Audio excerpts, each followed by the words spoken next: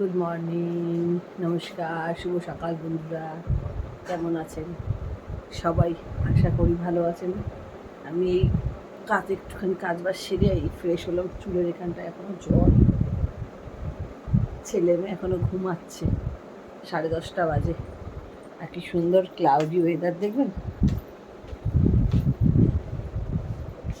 আমাদের কলকাতাতে বৃষ্টি হচ্ছে, দেখেন।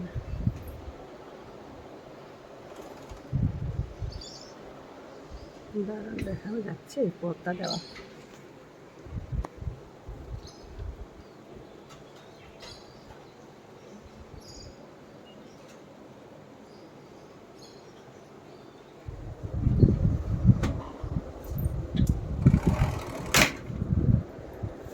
জানি না বোঝা যাচ্ছে কিনা।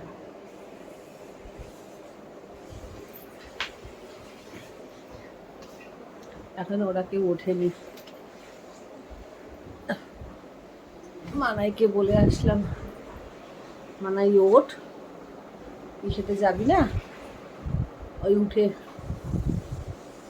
ইউএসজি করার আছে, আজকে অ্যাপেলোতে যাওয়ার আছে।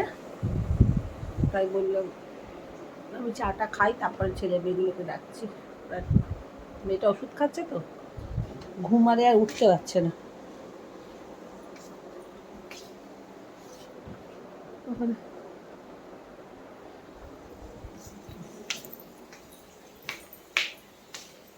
ওখানে দুধ বসিয়েছি, ফ্রিজে পমফ্রেট মাছ ছিল, পমফ্রেট মাছটা বার করেছি।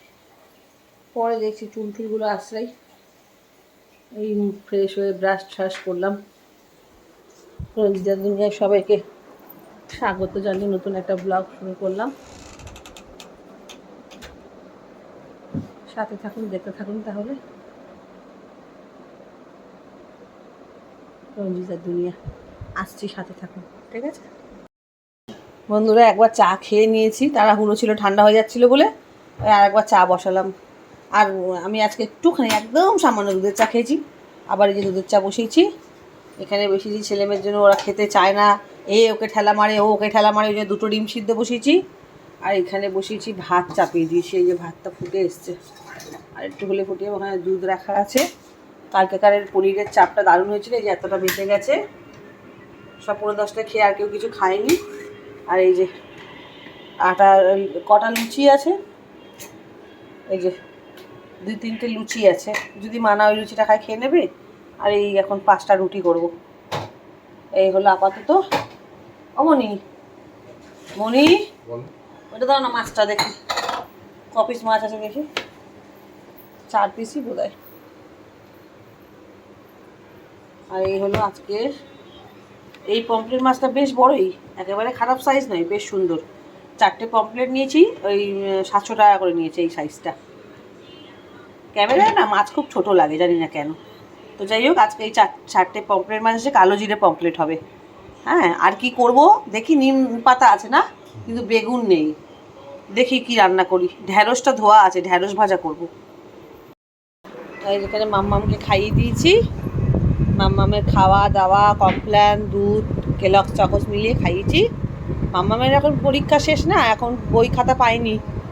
রেজাল্ট বেরোবে, বই খাতা পেয়ে পড়া শুরু হতে হতে এপ্রিল মাসের ফার্স্ট উইকের দিকে হয়ে যায়। আর এখানে দেখছি এখন একটু খেয়ে দে কার্টুন।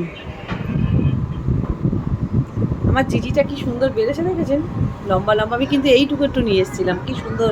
আমার এই গাছটাকে দেখুন, জায়গা নেই বলে জানেন তো আমার, নাহলে আমি গাছ ভরিয়ে দিতাম। আমার এত শখ গাছের, ভীষণ শখ আমার গাছের। মানে ওই কোনো রকম এনে ফেলে রাখলাম ওরকম নয়, গাছকে যত্ন করবো, গাছের সাথে একটু সময় কাটাবো, ওই রকম। এখানে অনেকদিন ধরে আপনারা এই পুচকিগুলোকে দেখেননি, আর ও তো দিন রাত চুপ করেই বসে থাকে। আর এই আমার ঠাকুর, আজকে ফুল আনতে হবে, ফুল আনা হয়নি।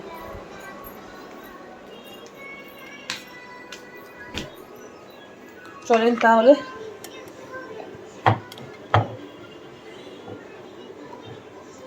রুটিটা করে নিই তাহলে। চা ফুটে গেছে, আসছি, সাথে থাকুন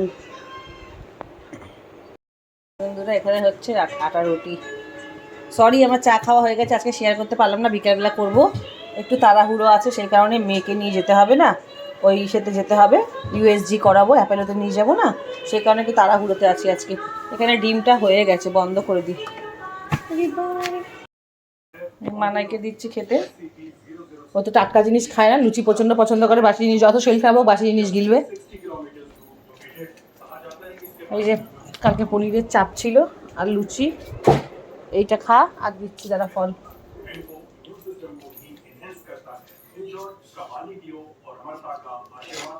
বেদানা ছাড়ানো হচ্ছে। এই হলো বাবান, বাবান তোমায়ও কিন্তু ফল খেতে হবে, ডিম খেতে হবে বলে দিলাম। এই ডিম সিদ্ধ, কাঁঠালি কলা আর আপেল এনে বেদানা দিচ্ছি। আর ব্রেকফাস্টটা করার আগে, কারণ তুই যাবি, এগুলো খেয়ে হজম করতে হবে, আর দুপুরে নাহলে ভাত খেতে পারবি না, তাড়াতাড়ি খা।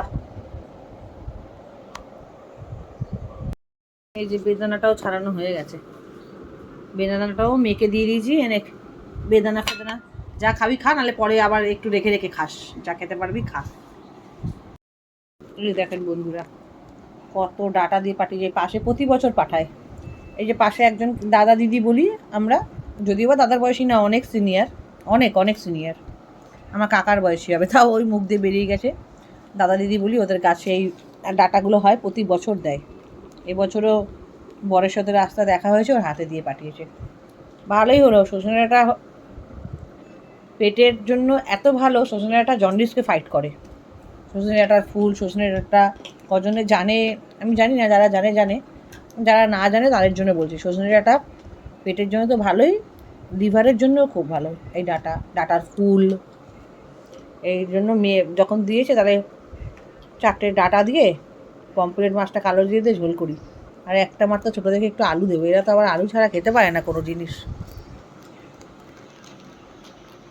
আর যে নিয়ে এসছে বাজার দিয়ে বেগুন, নিম বেগুন করবো, ডাল আর ঢেঁড়স আলু ভাজা, পাতলা করে কালো জিরে ফোড়ন দিয়ে, সজনে ডাঁটা আলু দিয়ে পাতলা পমফ্রেটে একটু মাখো মাখো ঝোল, ডাল করেছি যেহেতু।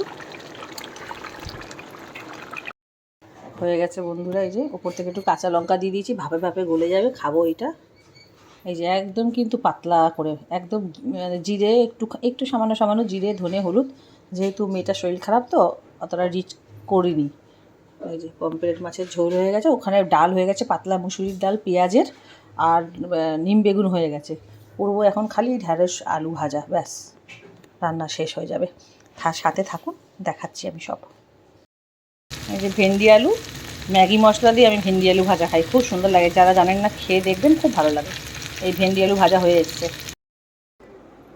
গুড আফটারনুন বন্ধুরা, এখন 2:30 বাজে, হাঁপিয়ে গেছি, আর বলবেন না, যা একটা কিনতে ঘটলো। একে তো এখানে জলের সমস্যা প্রচণ্ড, আমি জানলে কি ফ্ল্যাট কিনতাম, কেউ জলের সমস্যা দেখে কেনে না, কিনে ফেলেছি। আর এখন তো বলছে যে বোর্ডিংয়ের জল আনবে, জেডক্স দিলাম, ট্যাক্সের জেডক্স দিলাম, আর সব কাগজপত্র নিল, বললো তো ভোটের সামনে ভোট, তার আগে আগে বোর্ডিং চলে আসবে। বোর্ডিংয়ের জলও এবার কতটা ভালো না ভালো আমি জানি না, আবার সেতে চুল উঠবে নাকি, জামা কাপড় এত ভালো ভালো দামি দামি জামা কাপড় আমাদের, সেতে আবার আয়রন ঠাইরন না হয়ে যায়, মানে লাল লাল না হয়ে যায়, জলে যদি আয়রন থাকে, সবাই তো বলছে আয়রন থাকে।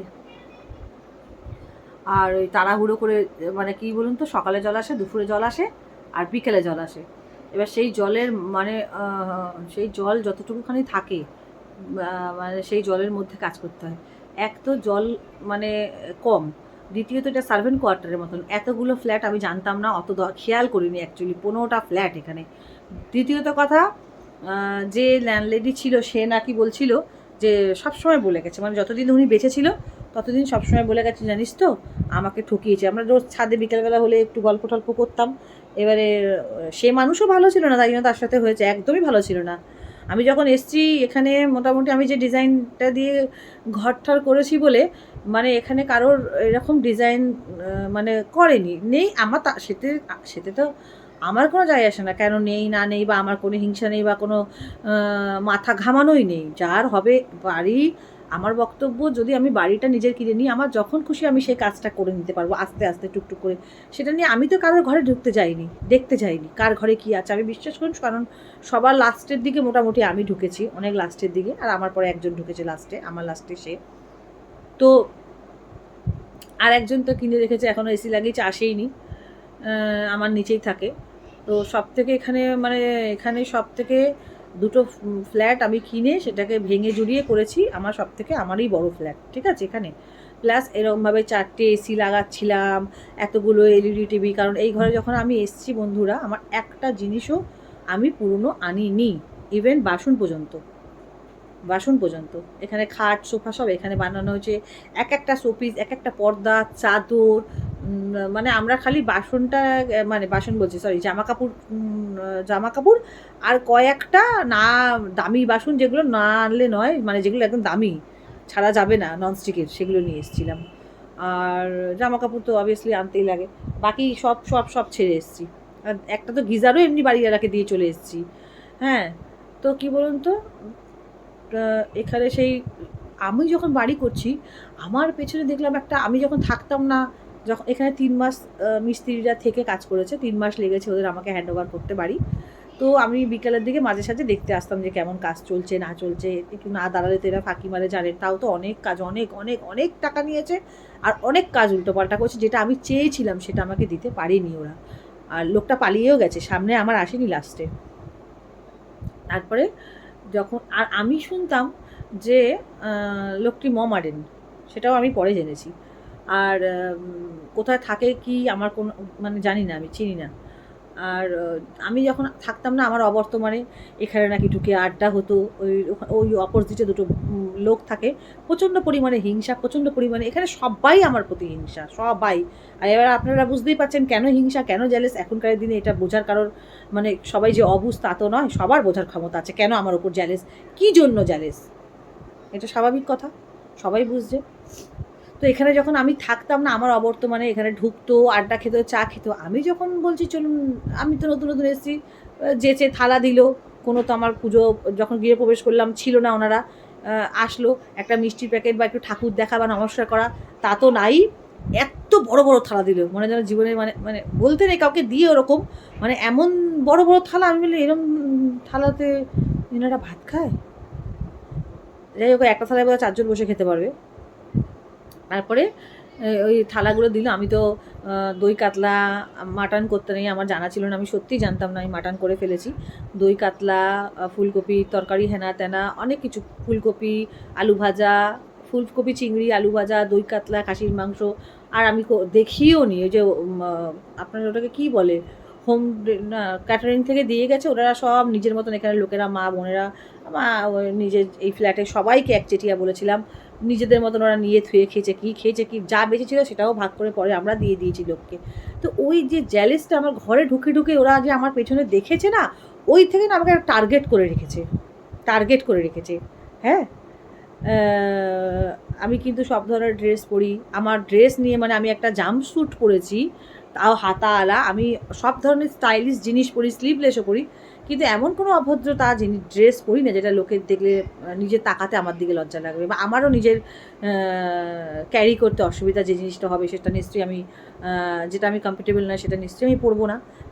ওয়েস্টার্ন ড্রেস আমি সব পরি, তা বলে এমন কিছু নয় যে অনেক কিছু দেখা যাচ্ছে, হ্যাঁ, পুরুষদেরকে দেখিয়ে বেড়াচ্ছি, এমন কিন্তু ড্রেস আমি পরি না। আমি একটা পুরো এরকম গলা চাপা একটা জামস্যুট পরে নিয়ে এসেছি, আর এখানে যতটা এসছে সব মেদিনীপুরের, নয় উড়িয়া নয় মেদিনীপুর, যেখান থেকে মানে আনকালচার যত সব, খুব কষ্ট ক্লেশ করে না খেয়ে দিয়ে বোধহয় পয়সা জমিয়ে একটা বাড়ি কিনেছে, সেই পেছনে লেগে পড়ে আছে হিংসাতে। কত আমি মিটারের টাকাটা আলাদা দিয়ে, মানে আমার থেকে আমার যে প্রোমোটা চেনা পরিচিত বলে মিটারের টাকাটা চেয়েছে, এবার তোরা সবাই মিলে আমাকে বলতিস বৌদি আমরা সবাই মিলে একসাথে দেবো, তুমি এখন দিও না।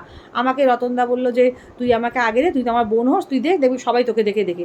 আমি বুঝিনি, আমি দিয়ে দিচ্ছি, সেই নিয়ে আমাকে মেয়ে ঘরে ছিল বলে মা এসে তোমাকে গালাস করছে, সেই নিয়ে ঝামেলা করলো, পুলিশ করলো, এই করলো, মানে যাচ্ছাতাই আমার সাথে করেছে। আপনি ভাবতে পারবেন না আপনারা যে আমার সাথে কী করেছে। তাহলে আপনাদেরকে তখন যদি আমি ইউটিউব করতাম, আমি এক একটা জিনিস এই ক্যামেরায় আমার পাবলিক, আমার দর্শকদের সামনে আমি তুলে ধরতাম, আর আপনারাই বিচার করতেন।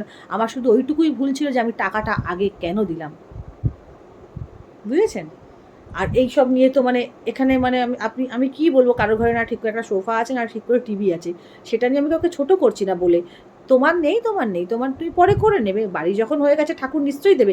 লোকের দেখে হিংসা করবো কেন, আমাকে দেখে হিংসা করে, আমার ওপর জ্যালেস ফিল করে, আমার ওপর এই ঝড় মানে প্রত্যেকটা মানুষ, আমি কাকে বাদ দেবো, কাকে। ল্যান্ডলেডি তো আমার সাথে এমন শুরু করেছিল, মানে যেন আমার শাশুড়ি। আমি অ্যাকচুয়ালি শ্বশুরবাড়ি ছেড়ে এসেছি কষ্ট পেয়ে, জ্বালা যন্ত্রণা পেয়ে, যে একটু শান্তিতে সংসার করবো, ঘর করবো, বাচ্চা কাচ্চা নিয়ে সুখে শান্তিতে থাকবো। অনেক দিন আগেই আমি ঘর ছেড়ে দিয়েছি, কিন্তু ভাড়া ছিলাম। কিন্তু এখানে যখন এসছি আজকে এসছি তো শান্তি, তো নিজের বাড়িতে শান্তি পাবো তো। নিজের বাড়ি ভাড়া বাড়ির থেকে যন্ত্রণাদায়ক হয়ে উঠেছিল, এরা আমাকে করে দিয়েছিল। এই দুটো বাচ্চা নিয়ে আমাকে রাত 2টোর সময়, মানে রাত 2টোর সময় আমাকে থানা পুলিশ করতে হচ্ছে। আমার সাথে যখন এরা খেললে, এরা ভাবলো কি বলুন তো, যে আমি বোধহয় খুব নরম মাটি, আর বোধহয় খুব পেয়ে বসবে, যাচ্ছা তাই কিছু করবে। এমন কিছু করলাম না বন্ধুরা।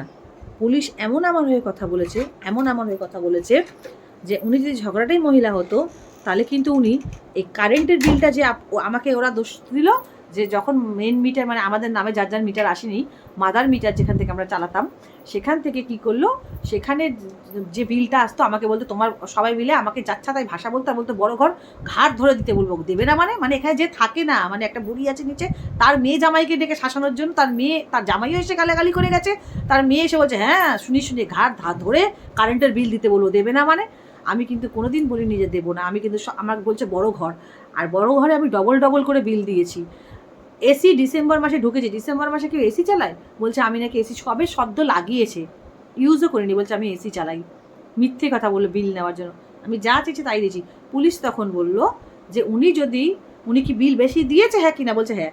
তাহলে যদি উনি ঝগড়াটাই মহিলা হবে, আপনারা এতগুলো লোক মিলে একটা মানুষকে র্যাগিং করছেন আর পেছনে লাগছেন, সে খারাপ, আপনারা প্রত্যেকজন ভালো। আর সে যদি ঝগড়াই মানুষ হতো, তাহলে তো আপনাকে বিলটা বেশি দিত না, কখনোই বেশি দিত না। এই হলো কথা। সেই নিয়ে এখন জল নিয়ে এখনও এখানে ভুগছি। এখানে তো আমার মোটেও ইচ্ছা নেই, একটা মানে সার্ভেন্ট কোয়ার্টার পুরো বস্তি, একটা লোয়ার বস্তি, কারোর পেটে না কোনো কালচার আছে, কতটা বিদ্যা আছে আমি জানি না, কোনো কালচার নেই। একটা ভালো বাড়ি থেকে বিলং করে, সেই শিক্ষা দীক্ষাটাই এদের মধ্যে নেই, এখানকার লোকেদের মধ্যে। কত কষ্টে বাচ্চা নিয়ে মুখ বন্ধ করে এখানে পড়ে আছি বন্ধুরা। মানে আমার যদি দিন দেয়, আমি আগে এই বাড়ি ছেড়ে চলে যাব, আগে এই বাড়ি এই তালা মেরে দেবো, ভাড়াও দেবো না। ভবিষ্যতে কোনোদিন যদি মনে হয় আমি বিক্রি করে দেবো, বা নাহলে আমি তালা মেরে এখান থেকে চলে যেতে চাই। আমার একদম জল যদি এসেও যায়, বিশ্বাস করুন, আমার যদি ক্ষমতা থাকতো আমি এখান থেকে চলে যেতাম। মানে এইভাবে আমাকে টার্গেট করেছে না, চোখ দিয়ে অশ্রু। আমিও সেরকম রাতারাতি পুলিশ দিয়ে দৌড় করে দিয়েছি, সব বাড়ি ছেড়ে পালিয়ে গেছিলো। পুলিশ দরজা ভেঙে তুলে নিয়ে গেছে, ভাবতে পারবেন না আমার এই রকম ভগবান আছে। আর ওই ল্যান্ডলেডি যেন আমার শাশুড়ি হয়, এই এখানে ওই ফেলবি, এই ওখানে ঠিক। আমি বললাম তোমার জায়গা ছিল, এখন নেই, দিয়ে দিয়েছো, তোমার যতটুকু ততটুকু, এটা আমার।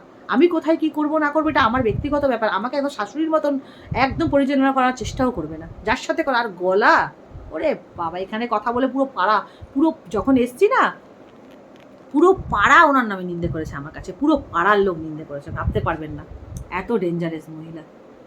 তো ওই জন্য এখন জলের, আর এই যেটা বলার জন্যই আপনাদের না বললে না, এই বাথরুমে গেছিলাম, আমার মেশিনটা আছে, কি বলুন তো, মেশিনটা আছে, মানে কাপড় কাচতে মানে যতই মেশিনে দেন দেখবেন আমরা কিন্তু গরম জল ঠাল সব আসে, আমার দামি মেশিন, প্রচুর পরিষ্কার, কিন্তু 40 মিনিট চালাতে হবে সেই জলটাকে, মানে সেই মিনিটটাকে 40 মিনিট দিলে ওরকম গরম জল এসে পরিষ্কার হবে।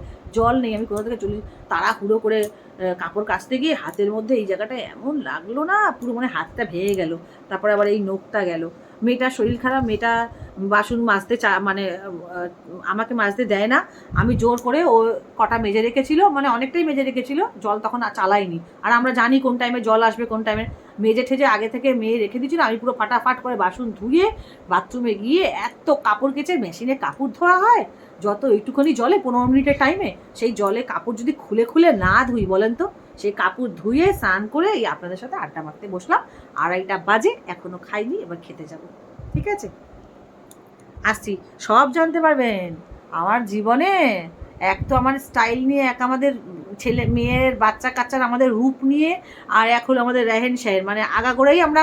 আচ্ছা, এরা আমার আগের রেহেন সেহেন দেখলে কি করতো, যখন আমার 2টো গাড়ি ছিল, যখন আমার এত কিছু ছিল। এখন তো কিচ্ছু নেই বন্ধুরা, বিশ্বাস করুন, এখন একদম মানে সাধারণ জীবনযাপন করছি, জাস্ট 2টো খেয়ে দিয়ে বেঁচে আছি, পড়ে খাওয়া পড়াতে।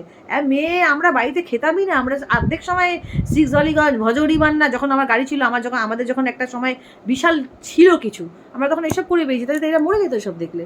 এ তো আমার কাছে কিছুই না, সাধারণ। ওই জন্য না, খাওয়া দাওয়া নিয়ে বিশ্বাস করুন, এই যে আমি যে ফেসবুকে দেখাই না, এই এগুলো না মানে খুব চিপ লাগে, মাঝে মাঝে খুব লজ্জা করে, কিন্তু হয় অনেকের ভালো লাগে, দেখলে ভালো লাগে, বা এরকম বললে অনেকের লোভ আসে খাওয়াতে। নাহলে এই মাছ মাংস এসব নিয়ে একদম এইগুলো করা, কি খেতে, কি বড়, কি দামি মাছ, এরকম না করতে খুব লজ্জা লাগে, বিশ্বাস করুন।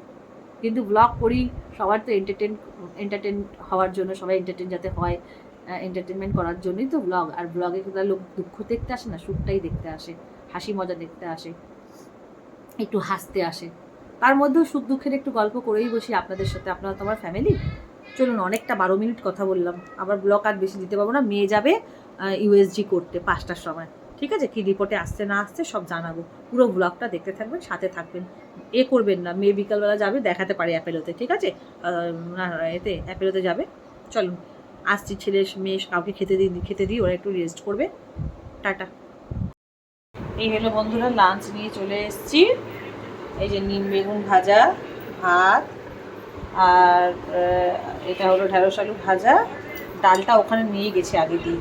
আর এই হলো সজনে ডাঁটা আলু দিয়ে পমফ্রেট মাছ কালো জিরে দিয়ে। খেয়ে নিয়ে বিকালে দেখা হচ্ছে। গুড ইভিনিং বন্ধুরা, এখন 6:45 বাজে। ও যাচ্ছে কি বন্ধুরা, আমি শুয়ে আছি।